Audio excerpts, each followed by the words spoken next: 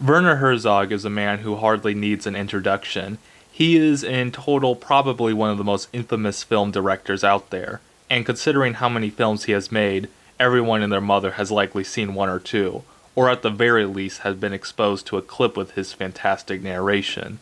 He is known for being a character whose takes about the material he documents is just as interesting as the subject itself. While Herzog is most popular for being a documentarian, he has his fair share of fiction films as well that recently I have been trying to do my best to watch. One that recently caught my eye was Family Romance LLC. Japanese film is a field of study for me, and to see it combined with Werner Herzog made it an instant must-watch. The film itself is bizarre. Despite being so famous, Herzog takes a very minimal approach to filmmaking, and opts for a handheld camera that he himself is operating while not even bothering to get permits for filming, leading to him and his actors shooting an entire scene in a train station with one take and then fleeing before security catches up to them. The camera is often very close to the actors, maybe even uncomfortably so, and there aren't really a lot of sets. Everything seems to be filmed at real locations, simultaneously giving the movie both an amateurish and documentative style. This is all done on purpose. There's even a shot where the camera can be seen, but all this does is strengthen the narrative between artificiality and sincerity.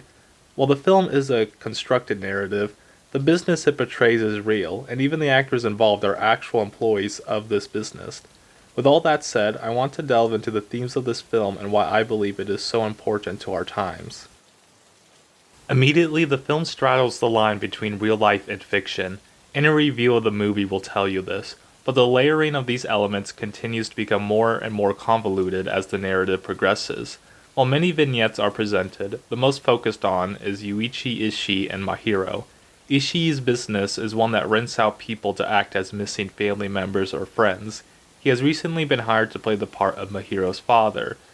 In truth, her father had already passed away when she was very young, but her mother, concerned for her well-being, hires him to fill the fatherly role. A lot can be said by dissecting each individual scene, but luckily for us, Herzog inserts one central metaphor that perfectly explains the main contradiction present in the story.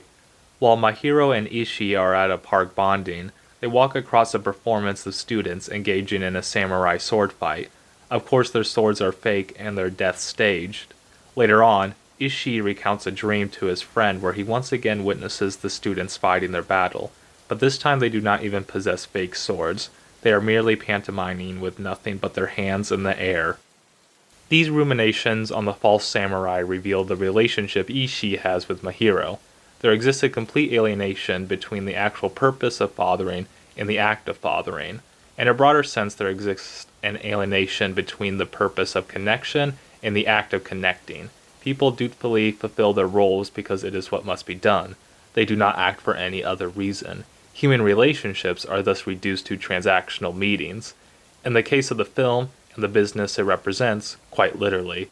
If only there was some philosopher who spoke of the fetishization of commodities and the alienation of human beings. Oh yes, I remember now. Karl Marx. I will not speak on Marxism as an authority, since I have only been lightly educated in it so far, and I have only read the Communist Manifesto in its entirety. As of writing this video, I am still working through the first volume of Capital, but I will explain these concepts as best as I can for the purposes of this video. But I encourage anyone watching to read theory if they want to know more. Fetishism of a commodity refers to how the actual social production of a commodity, the way in which it is created and distributed, is forgotten by the individual who comes into possession of the commodity. Thus they create their own narrative around it. Think about how Mahiro comes to treat her new father figure. The actual background of Ishii, the things including his life and even how he gets around town, are not important to her at all. Instead, she creates a new man from the product of Ishii's labor, and this new man becomes her father while the real Ishii remains behind. The alienation of labor comes next. When Ishii commodifies the role of a parent, he alienates himself from the product of the quote-unquote labor present in being a parent. He does not work to create a relationship with Mahiro. He works only to create a paycheck. Thus, the act only emerges from coercion, the social fabric that demands one accumulates capital in order to survive. This then leads to Ishii's alienation from human nature altogether, when he can no longer believe that his relationship to his actual family is real or merely an impersonal transactionary process.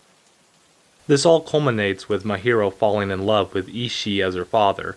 Ishii rejects this but finds his whole life becoming empty in response. The narrative of the film thus speaks to how the system we created in order to manage our labor has thus seeped into the very way we perceive everything in the real world. While it is already bad enough to do these things to a commodity, to reduce human connection to that level is even worse. None of this is a flaw in the system, it is by design. Capitalism must always be breaking into new markets in order to sustain the growth necessary to survive. In the past, private property did not exist as a concept, but individuals stood to make a lot more wealth if they drew lines on the map and sold the land in artificial parcels. The same is true between humans. A lot more wealth is to be made if one has to pay for a hug. The way Herzog examines this concept is by layering the story. With each piece of reality, another blanket of fiction is thrown on top of it. This is where the insincerity arises. Since everything is done for money, there is no room to truly believe or express anything. Visually, this is seen in the expansive rooms many of the scenes take place in, that generally only have a few subjects, displaying not only the emptiness of their lives, but the distance between them. Any amount of sincere thought is not only uncomfortable but downright hostile, as it breaks the new social contract that interactions should be breezy and short. This is why Mahiro's mother attempts to use a phone of the dead to contact a living person. This is why everyone wants to hold mock funerals. The only way to truly express the human heart that no amount of capital manipulation can erase is to act through several layers of irony. People's humanity is still very much present throughout the film. If it wasn't, then nobody would be trying to hire a father or a husband. But there's nothing original to attach onto. Everything is an imitation of an imitation, like the students performing a samurai battle with no swords. This creates loneliness that Herzog depicts in its final form as a hotel run by robots. At this stage, human connection is lost entirely. There still exists a glimmer of hope in this movie. The simple idea that the desire to be with another human being will always remain stronger than anything else. We can be distracted, we can lose sight of what we should be doing, but the yearning of the heart cannot be defeated. Is our world in a temporary flux where there exists not much difference between an actual mother performing the expected duties of one and a father paid to be a father, or is this something more permanent? In Marx's thought, the end of the system of greed and exploitation is inevitable, but Marx always uplifted the belief that humans have their own agency and can push this process forward themselves. This is what Marx had to say in the preface of the first edition of Capital about the changing times he was experiencing. They do not signify that tomorrow a miracle will occur. They do show that, within the ruling classes themselves, the foreboding is emerging, that the present society is no solid crystal, but an organism capable of change, and constantly engaged in a process of change. Following Herzog's example, I will not be scripting the conclusion of this video, because I really like the way he made this movie to be so pure filmmaking, to fight against all the artificiality of life. And that is something I find really spectacular, especially in the way that not all the scenes were scripted. They had a few sentences to get to, but not every word was written down that they were to speak.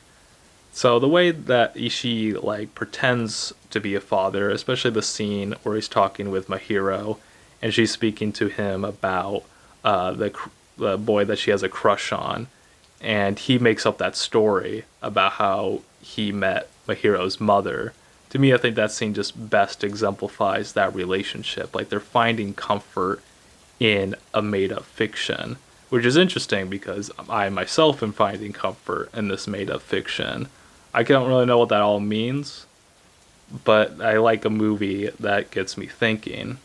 So I don't know the end of the video. I could try my Werner Herzog impression, but nobody wants that. So maybe I'll do the old outro I used to do. And anyway, that's all I got for today's video. And as always, thanks for watching.